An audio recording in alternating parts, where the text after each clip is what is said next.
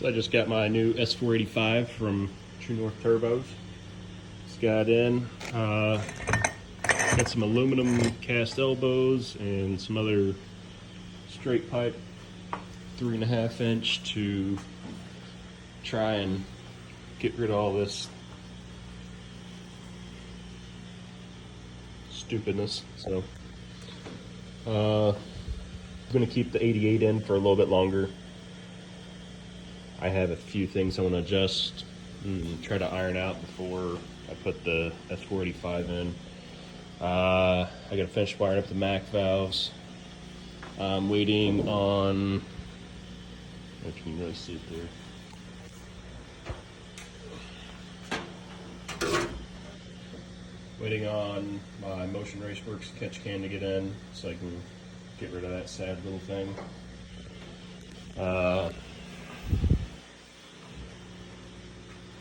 My small radiator wasn't keeping up, so I had another one in here in the garage I put in. It's keeping about 200. The stock one wouldn't fit in anymore due to the wastegate placement. Gotta wire up the dome pressure sensor down there as well. It's gonna cut out that part of the support and maybe some of the sheet metal there to get a little better flow. See if that will help keep temps below at least sub 200s. Got my compressor in, just have to finish bolting the actual compressor down. Got the tank in here, see the gauge.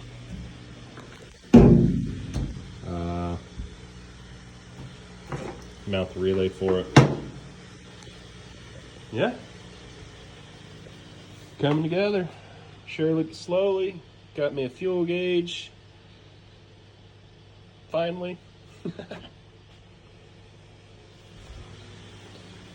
But yeah, had it out. It's only got a 5-pound spring in it right now, so trying to figure that out. The fueling map, get dialed in with the terminator.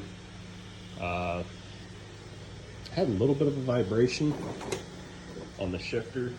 You see it's bolted to trans tunnel. I think it's because I got too much of a angle on the pinion. I think it might be 5 or 6 degrees. I need to bring it back about 1 to 2. And then also I did the math a while back on my 4-link, and I think I'm only at like 73% anti-squat. I think I'm going to bump it up to 120 or so.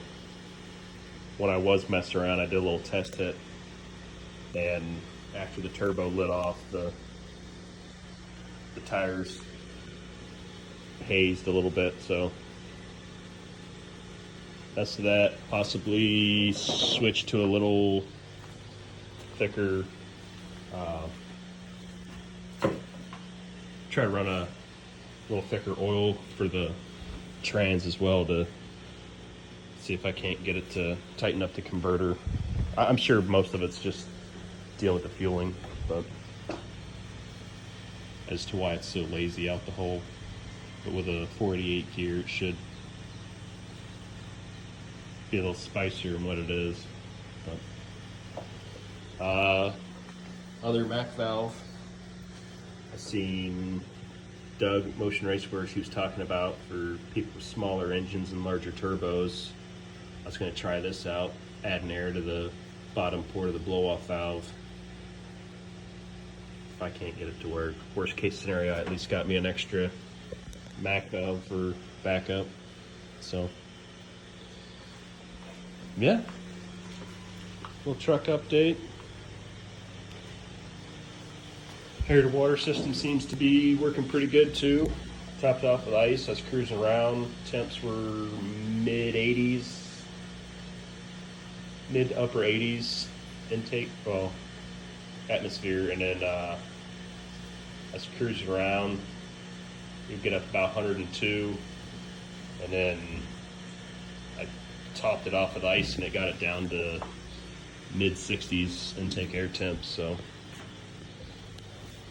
I got me a switch to the Rife low temp gauge as well, so a little bit more accurate and help keep an eye on that a little better. Yeah,